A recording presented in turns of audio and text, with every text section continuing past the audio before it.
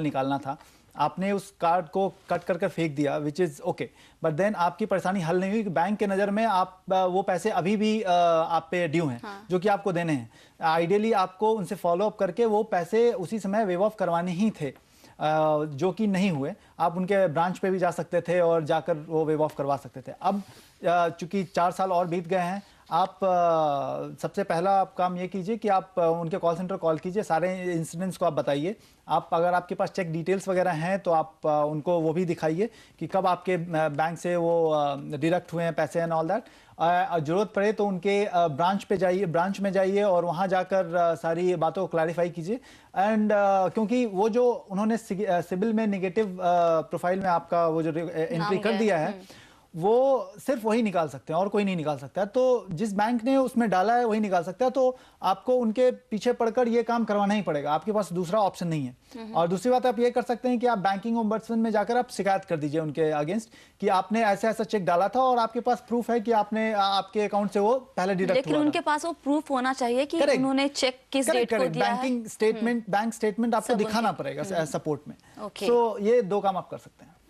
चलिए भद्रवीर जी, आप चाहे तो आप बैंकिंग ओम्बड्समैन के पास जाके शिकायत कर सकते हैं और बैंक को कांटेक्ट कीजिए, क्योंकि बैंक आपकी इसमें एक्चुअली हेल्प कर सकता है और बहुत ज़्यादा वक्त लग जाएगा अगर आप बैंकिंग ओम्बड्समैन के थ्रू जाते हैं ये सारा काम करवाने। लेते हैं यहाँ पे एक छोटा सा ब्रेक, और अगर आप भी म्यूचुअल फंड, इंश्योरेंस, लोन या फिर क्रेडिट कार्ड से जुड़े सवाल हमसे पूछना चाहते हैं तो आप हमें ईमेल कर सकते हैं या फिर आप हमें SMS भी कर सकते हैं। आप हमें ईमेल कीजिए mf@moneycontrol.com पर।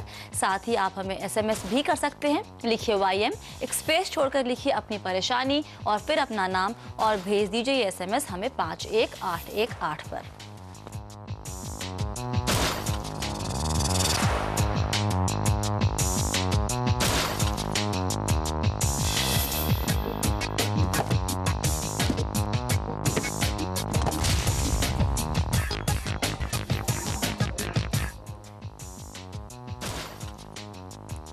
Welcome back. आप देख रहे हैं पर्सनल फाइनेंस पर हमारा खास शो योर मनी, और आज हम सुलझा रहे हैं क्रेडिट कार्ड से जुड़ी आपकी परेशानियों को। हमारे खास मेहमान सतकाम दिव्य हमारे साथ बने हुए हैं। लेते हैं अगला सवाल। अहमदाबाद से समीर राजपूत हमारे साथ है। समीर जी, क्या है आपका सवाल? हेलो समीर जी, अपना सवाल पूछिए। हाँ, मैंने कभी अभी हेलो, मेरा सवाल है। हेलो हाँ समीर जी, आपकी आवाज आ रही। 12 महीने पहले HSBC का क्रेडिट कार्ड लिया था, तो उसमें मैंने हर महीना यूज तो करता हूँ, लेकिन लास्ट मंथ में उसने एनुअल फी चार्जेस किया है, वो एड ऑन कार्ड के चार्जेस किया है, कुछ 1800-1900 रुपये जी। तो उसमें वो बैंक वाले बोल रहे हैं तो कि भरना पड़ेगा। आपने एड ऑन कार्ड के लिए अप्लाई किया था? नहीं किया था, वो तो मुफ्त में आ गया था। अच्छा, तो अब आपको उसको जो फी आया है उसके लिए बैंक वाले कह रहे हैं कि आपको देना होगा। ठीक है। सतकाम, इनका भी वही प्रॉब्लम है कि उन्होंने ऐसे ही लगता है बिना देखे फॉर्म साइन किया है और उसके बाद बिल्कुल एड ऑन कार्ड के लिए, वैसे एड ऑन कार्ड के लिए आपको नाम भी देना पड़ता है कि आप किसके नाम पे आ रहे हैं, क्योंकि वो एड ऑन कार्ड में भी आपके फैमिली मेंबर के नाम लिखे होते हैं। तो एड ऑन कार्ड तो वो कंसेंट तो इन्होंने लिया ही होगा बैंक ने, बट देन पॉइंट ये है कि जो चार्जेस ये लगा रहे हैं, एनुअल फी लगा रहे हैं, जिनकी जानकारी इनको नहीं होगी, जिसके कारण ये परेशानियां हो रही है।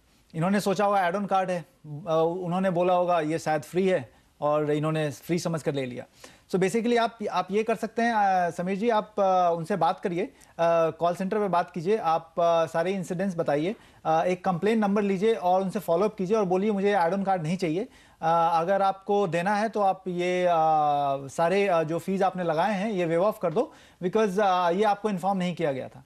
और आप इस बात को बहुत स्ट्रांगली फॉलो अप करें, ये बिल्कुल सॉल्व हो जाएगा आपको। लेकिन सतकाम, कितनी पॉसिबिलिटी है कि अगर ये बात करते हैं बैंक से, अब इनके पास क्योंकि एड ऑन कार्ड आ चुका है ऑलरेडी और उसके चार्जेस भी इनके पास आ चुके हैं, वो देने पड़ेंगे, तो कितनी पॉसिबिलिटी है ये बोलने पर कि मुझे नहीं मालूम था कि इस पे चार्जेस लगेंगे, मुझे बताया नहीं क्या, इसलिए मैं अब नहीं दूंगा, आप इसको पॉसिबिलिटी। देखिए, गलती आपकी इस हद तक जरूर है कि आपने इस चीज को वेरीफाई नहीं करा। उस बंदे ने बोला या जिसने भी आपको कार्ड दिया उसने आपको बोला और आपने इसको वेरीफाई नहीं किया, साइन करते के समय फॉर्म पे कि उन्होंने क्या लिखा है और कहाँ कहाँ टिक करा है, राइट, किस किस एड ऑन कार्ड पे दे रहे हैं, उस एड ऑन कार्ड का कुछ चार्जेस लगेगा नहीं लगेगा, ये सब चीज़ें आपको वेरीफाई करके ही साइन करनी चाहिए। गलती आपकी है कि आपने वेरीफाई नहीं करा, लेकिन फिर भी बैंक्स कुछ हद तक ऐसे केसेस को कंसिडर करती है कि बैंक्स ऐसे एज्यूम करती है कि हो सकता है कस्टमर को इन्फॉर्म ना किया गया हो, एंड अगर जो कस्टमर के ट्रांजैक्शंस डिटेल्स अच्छे होते हैं, आपने समय पर पैसे दिए हैं और आप यूज़ कर रहे हैं क्रेडिट कार्ड और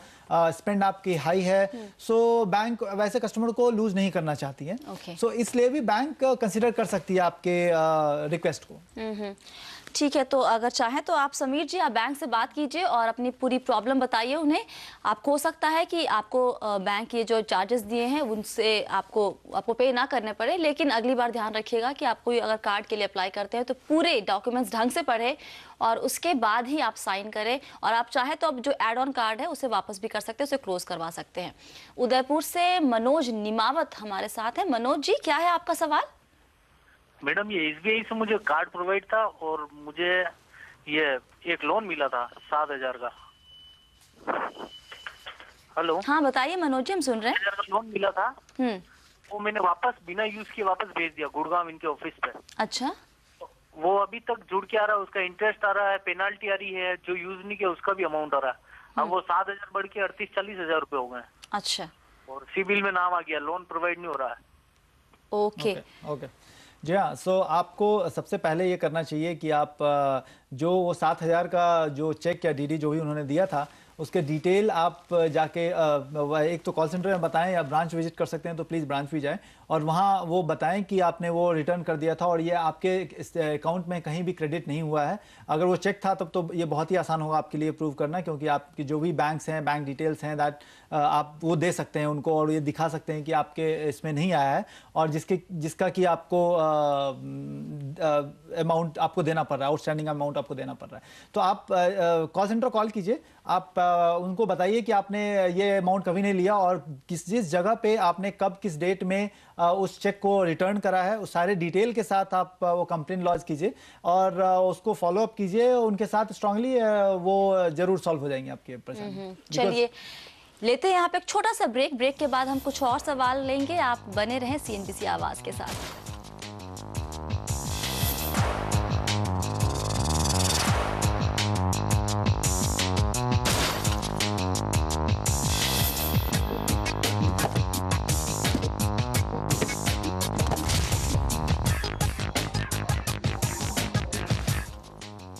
वेलकम बैक। CNBC आवाज पर हम कर रहे हैं क्रेडिट कार्ड से जुड़ी आपकी समस्याओं को दूर। हमारे खास मेहमान सतकाम दिव्य हमारे साथ बने हुए। लेते हैं अगला सवाल। हमारे एक दर्शक मनप्रीत सिंह ने हमें एक SMS भेजा है। उनके पास ICICI बैंक का क्रेडिट कार्ड था, किसी वजह से वो कार्ड का बिल नहीं दे पाए तो बैंक ने उनका कार्ड डीएक्टिवेट कर दिया है। उनको इस बारे में कोई जानकारी नहीं दी गई थी। अब वो जानना चाहते हैं कि उनका कार्ड रीएक्टिवेट कैसे हो सकता है। सत्कार जी बिल्कुल। इस केस में तो पहली बात, जब आपने वो पैसे यूज़ करे थे तो आपको पैसे वापस देने चाहिए थे बैंक के। अगर वो आपने टाइमली दे दिए होते तो कार्ड कभी डीएक्टिवेट नहीं होता। बैंक अब ये सोच रही है कि शायद आप पैसे कभी नहीं देंगे, सो इसलिए उन्होंने डीएक्टिवेट कर दिया है और शायद आपका नाम सिबिल में भी दे दिया होगा कि आप इतना आउटस्टैंडिंग अमाउंट है आपके अगेंस्ट। तो आप सबसे पहले तो आप वो पता कीजिए कि कितनी अमाउंट ड्यू है with interest rate and let payment charges, वो कितना बड़ा अमाउंट हो चुका है, क्योंकि काफ़ी बड़ा हो चुका होगा। सो उसके बाद आप वो पहले पैसे दें, उसके बाद ही आप बैंक से रिक्वेस्ट कर सकते हैं और ये बिल्कुल बैंक की मर्जी होगी कि वो आपको वो कार्ड एक्टिवेट कर सकते हैं या नहीं, या आपकी जो भी रीज़न है पैसे नहीं दे पाने के वो उन्हें वैलिड लगता है और वो एक्टिवेट कर सकते हैं। तो चेक कर सकते हैं आप मनप्रीत बैंक से। पहले अपने ड्यूज क्लियर कीजिए, उसके बाद बैंक की मर्जी होगी कि वो उस कार्ड को रीएक्टिवेट करना चाहते हैं या नहीं। और आज योर मनी में इतना ही। सतकाम, बहुत बहुत शुक्रिया हमारे शो में आने के लिए और दर्शकों के सभी सवाल के जवाब देने के लिए। और जाते जाते आज का टिप, कभी भी क्रेडिट कार्ड का इस्तेमाल इस तरह ना करें कि आपको वो पैसे वापस नहीं करने हैं।